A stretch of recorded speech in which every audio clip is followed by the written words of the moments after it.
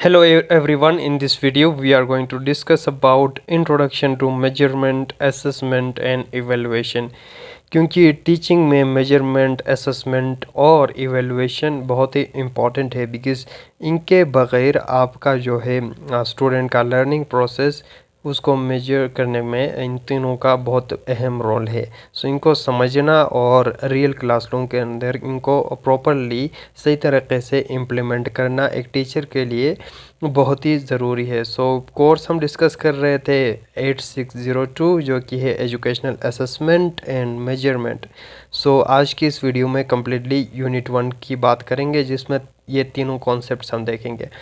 क्योंकि ज़्यादातर even teachers, educators भी sometimes they get confused about this terms, जो कि तीन टर्म्स है हमारे पास: मेजरमेंट, असेसमेंट एंड इवैल्यूएशन। कुछ लोग इनको सेम समझते हैं और इंटरचेंजेबली यूज़ करते हैं। हाँ, हालांकि ऐसा नहीं है। They are the different concepts, उनमें डिफरेंसेस है, उनके इम्प्लीमेंटेशन में डिफरेंसेस है। तो आज की इस वीडियो में डिटेल से बात करेंगे इन टॉपिक्स के ऊपर। सो स्टार्ट करते हैं। हम बात करेंगे इस वीडियो में concept of measurement, assessment and evaluation की। क्लासरूम असेसमेंट क्या है, क्यों करते हैं, हाउ एंड व्हेन, कब और कैसे करना है। टाइप्स ऑफ क्लासरूम असेसमेंट के टाइप्स को भी देखेंगे, उनके प्रिंसिपल्स, रूल्स, रेगुलेशन या नॉर्म्स को देखेंगे जिनके तहत हम असेसमेंट करते हैं, और इसका क्या रोल है स्टूडेंट लर्निंग प्रोसेस में, वो देखेंगे आज की इस वीडियो में। सो मेजरमेंट से ही शुरू करते हैं। आम टर्म में it's a very general term जो कि हर डेली लाइफ में हम यूज़ करते आ रहे हैं। मेजरमेंट का टर्म मैथमेटिक्स के अंदर, फिज़िक्स के अंदर, केमिस्ट्री के अंदर और रियल लाइफ के अंदर, जब when you go to a shopkeeper, so measurement वो चीज़ आपको मेजर करके दे देता है। सो मेजरमेंट सिंपली आपको किसी भी चीज़ की क्वांटिटी के बारे में बताता है कि क्वांटिटेटिवली इस चीज़ की कितना वो है, इस क्वांटिटेटिव टर्म्स में, ठीक है, कितना है। फॉर एग्ज़ाम्पल आप 1 किलो, 2 किलो, इस तरह लीटर दूध में, इन सारों की क्वांटिटेटिव वैल्यूज़ में आप नंबरिंग देते हैं, जो कि मेजरमेंट कहलाता है। सेम इसी तरह स्टूडेंट्स को भी मेजर किया जाता है in terms of quantitative numbers. जब आप स्टूडेंट्स का टेस्ट लेते हैं तो उस टेस्ट के रिजल्ट्स को in terms of number, quantity में जब आप एक्सप्रेस करते हैं तो उसको मेजरमेंट कहेंगे। सो यहाँ पे सिंपली हम असेस करते हैं स्टूडेंट्स को, कोई टेस्ट लेके या कोई क्विज़ लेके व्हाट्सोएवर, और उसके नताइज को, रिज़ल्ट को न्यूमेरिकल वैल्यूज़ के फॉर्म में उनके प्रोग्रेस को देखने के लिए एक्सप्रेस किया जाता है, उसको मेजरमेंट कहा जाता है। So simply it's a process of assigning numerical values. यहाँ तक बात समझ में आई, आगे बढ़ते हैं। सो जिसमें हम देखते हैं कि किस तरह स्टूडेंट ने सीखा। आपके लेक्चर से, लेसन से स्टूडेंट ने कितना सीखा, उस नंबर को क्वांटिटेटिव टर्म्स में हम मेजर करते हैं, एक्सप्रेस करते हैं, जो कि मेजरमेंट कहलाएगा। फॉर एग्ज़ाम्पल पेपर के मार्क्स आप देखिए, 50 नंबर, 100 नंबर का आप पेपर लेते हैं, उसमें से स्टूडेंट ने कितने नंबर लिए, तो ये आपको बता देगा कि उसने कितना कुछ सीख लिया है। ऑब्वियसली जब वो 100 में से 80, 90 लेगा तो दिस मीन्स कि उसने बहुत कुछ सीख लिया है। Whereas on the other hand एक ऐसा स्टूडेंट होगा जिसने 40 या इवन फेल भी किया होगा, जिससे आपको पता चलेगा कि इस स्टूडेंट ने इतना कुछ नहीं सीखा होगा आपके लेसन से। सो इट्स सिंपली ये मेजरमेंट था। Now we are moving towards assessment. Assessment की बात करेंगे। सो सिंपली इन तीनों में कॉमन चीज़ यही है, मेजरमेंट, असेसमेंट एंड इवैल्यूएशन में, क्योंकि तीनों तरीक़े स्टूडेंट्स के प्रोग्रेस को मेजर करने के लिए यूज़ किए जाते हैं कि स्टूडेंट ने कितना कुछ सीख लिया है, उसे कितना कुछ फ़ायदा हुआ है आपके लेक्चर से, आपके क्लासेस से, उसमें कितनी इम्प्रूवमेंट आई है।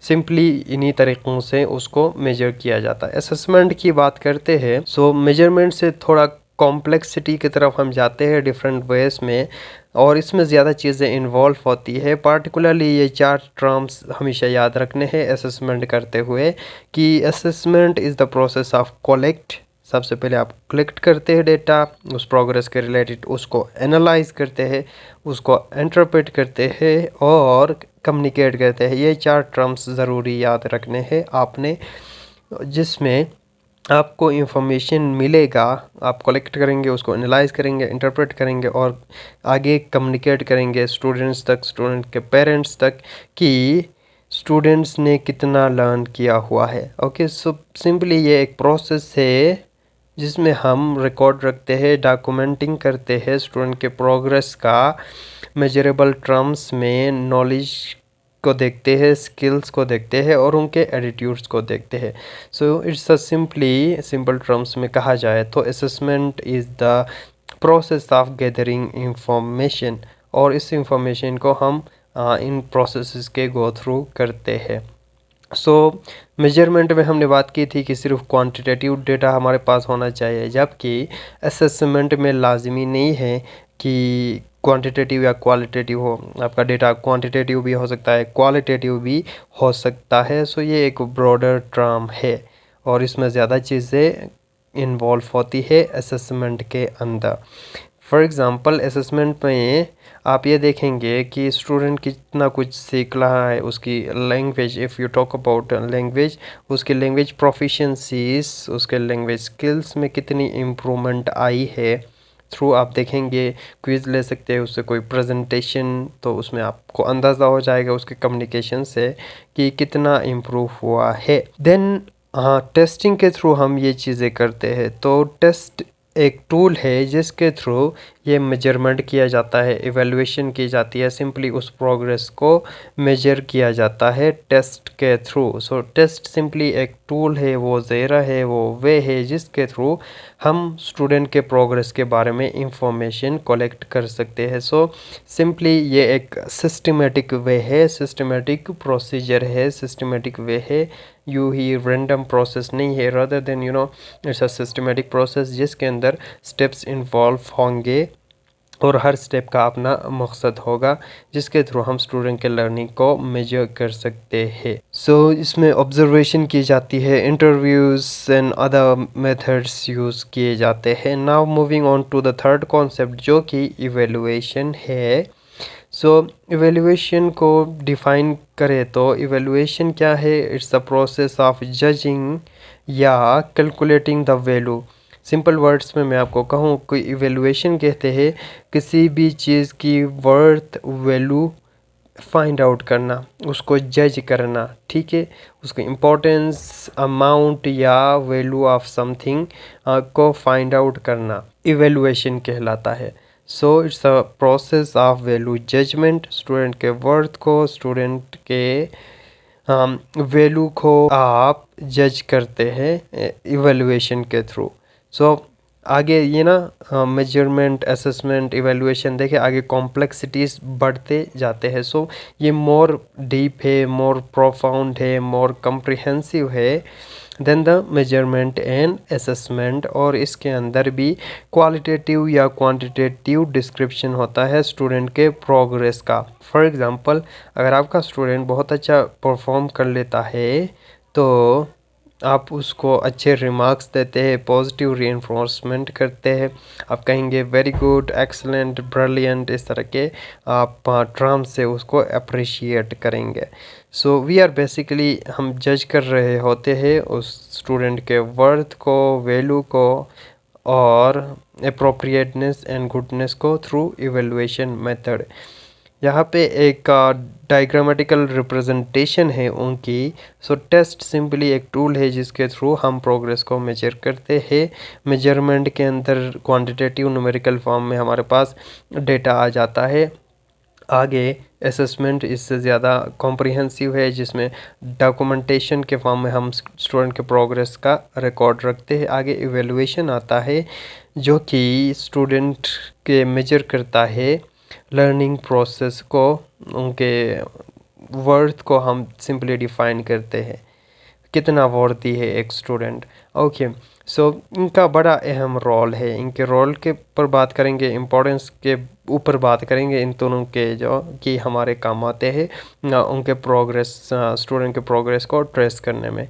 सो they are the effectiveness of teaching learning process की इफ़ेक्टिवनेस को इन टेक्निक्स के थ्रू ही मेजर हम कर सकते हैं, जिससे हमें अंदाज़ा होगा कि how effective are teaching practice are, और स्टूडेंट उससे कितना कुछ सीख रहे हैं। इस चीज़ को, सीखने के अमल को ट्रेस करना लाजमी है। Otherwise if you are going on teaching और आपको अंदाज़ा ही नहीं हो रहा है कि स्टूडेंट ने सीख लिया है या नहीं, सो उसका कोई फ़ायदा नहीं रहेगा। सो इसका डायरेक्ट इन्फ्लुएंस पड़ता है उनके लर्निंग पे, उनके असेसमेंट पे।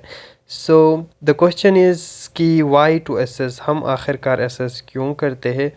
तो यही बात मैंने आपको बता दी कि इससे आपको अंदाज़ा होगा कि स्टूडेंट कितना कुछ सीख रहा है, आपका मेथड कितना इफ़ेक्टिव है, आप जो एफ़र्ट्स लगा रहे हैं स्टूडेंट पे वो कितना वर्केबल है।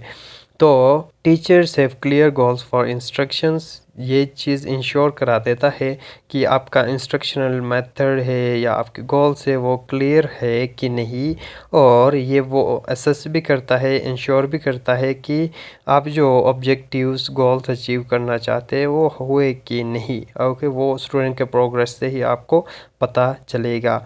देन व्हाट टू असेस, क्या चीज़ असेस करते हैं हम इन असेसमेंट के मेथड्स के थ्रू। तो स्टूडेंट्स की एबिलिटीज़ को, सिंपली स्टूडेंट्स के एबिलिटी को या उनके स्किल्स को उस पार्टिकुलर सब्जेक्ट मैटर में हम एसेस करने की कोशिश करते हैं इन मेथड्स के थ्रू। स्टूडेंट्स के नॉलेज को देखते हैं, स्किल्स को देखते हैं, एबिलिटीज़ को देखते हैं, और उन्होंने कितना लर्न किया हुआ है वो चीज़ देखते हैं। देन ये चीज़ें, क्वेश्चन हमेशा ख़ुद से पूछे, हाउ, क्यों, वाई, इस तरह। So who to assess, obviously students को ही करेंगे दे, क्योंकि वो आपके रियल लर्नर्स है, ठीक है, न कि पेरेंट्स को। ओके, ये स्टूडेंट लर्निंग प्रोसेस में पेरेंट्स का भी अहम रोल होता है, वो किसी और टॉपिक में हम डिटेल से बात करेंगे उसके ऊपर। सो सिंपली हमारा फोकस स्टूडेंट है, तो टीचर्स को समझना चाहिए उनके स्टूडेंट्स के लेवल को, उनकी एबिलिटी ऑफ लर्निंग, जिससे असेसमेंट के थ्रू ही हमें पता चलता है ना कौन से स्टूडेंट्स स्लो लर्नर से, कौन से ज़्यादा एक्टिव है, शार्प है, इंटेलिजेंट है, इसी से पता चलता है। नाउ हाउ टू असेस, जिसमें डिफरेंट टाइप के टेस्ट डिज़ाइन किए जाते हैं, ओके, जिसमें आप उनके प्रोग्रेस को चेक करते हैं। बहुत सारे टेस्ट के बहुत सारे टाइप्स है, वो भी किसी और लेक्चर में हम टेस्ट के टाइप्स इसी में ही फर्दर हम देखेंगे। डिफरेंट टाइप के टेस्ट्स आप डिज़ाइन कर सकते हैं। सो एसेस कब एसेस करना चाहिए, ये असेसमेंट के टाइप्स के अंदर भी आ जाता है कि we have some formative assessment, we have some summative assessment, जिनके ऊपर भी हम बात करेंगे, इसी टॉपिक में आ रहा है उनके टाइप्स के ऊपर।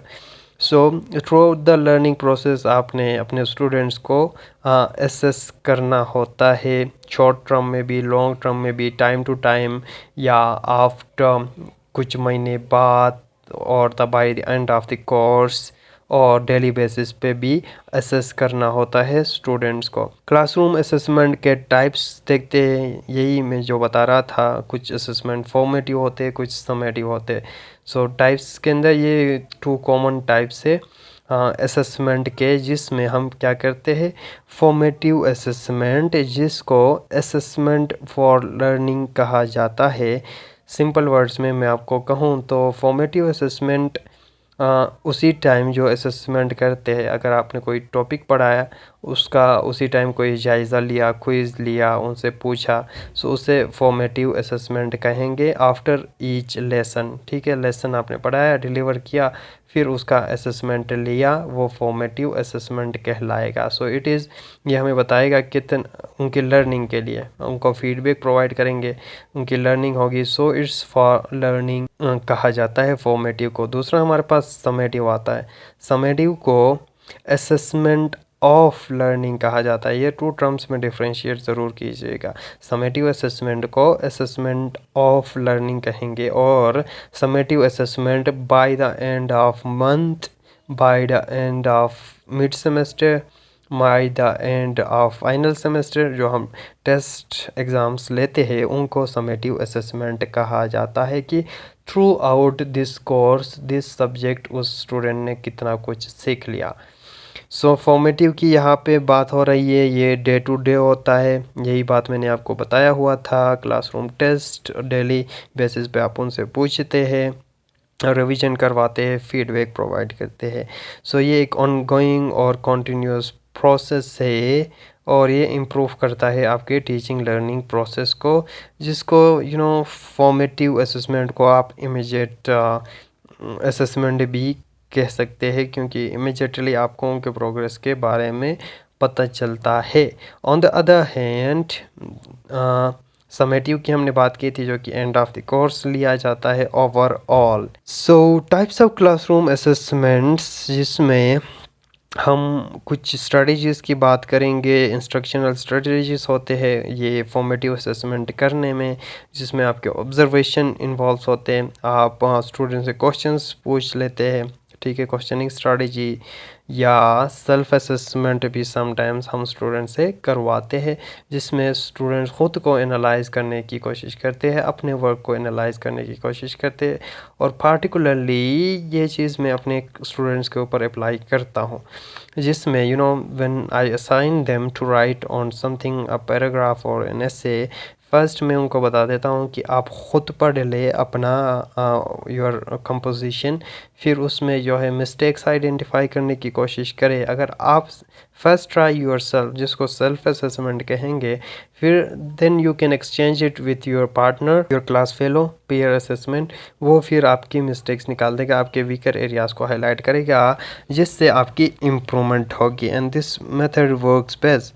उनके रिकॉर्ड कीपिंग आप कर सकते हैं। सो समेटिव असेसमेंट ऑलरेडी मैंने आपको बता दिया था, at the end of this semester, at the end of final term, इस तरह ओवरऑल स्टूडेंट्स के प्रोग्रेस को उस कोर्स के अंदर देखा जाता है, जिसमें आप फाइनल ग्रेडिंग देंगे, उनका जीपीए या परसेंटेजेस असाइन करेंगे, और ये ऑब्वियसली पेपर के फॉर्म में होता है, फाइनल टर्म पेपर होगा उनका। सो समेटिव असेसमेंट के अंदर यही फाइनल एग्ज़ामिनेशन आ जाते हैं, टर्म एग्ज़ामिनेशन आ जाते हैं, या कुछ प्रोजेक्ट्स, अगर आप रिसर्च प्रोजेक्ट या जिसको फाइनल सेमेस्टर में देते हैं ना स्टूडेंट्स को, FYP, इस तरह के वर्क्स प्रोजेक्ट्स भी आ जाएंगे। Now the principles of effective classroom assessment, कुछ प्रिंसिपल्स है जो कि गवर्न करते हैं इन चीज़ों को कि असेसमेंट के अंदर क्या चीज़ें होने चाहिए। So it should be formative होना चाहिए,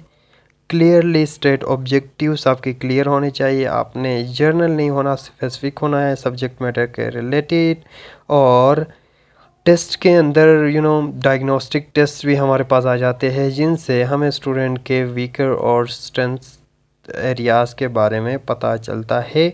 और वेल प्लान होना है, ऑर्गेनाइज और सिस्टमेटिक वे में आपने चीज़ें ये असेसमेंट करनी है। It should serve the teacher and the student and institution. यही है, अगर आप अच्छा असेसमेंट करते हैं तो आपके टीचिंग में भी इम्प्रूवमेंट आ जाती है, स्टूडेंट में भी ऑब्वियसली, और ओवरऑल इंस्टीट्यूशन के अंदर भी।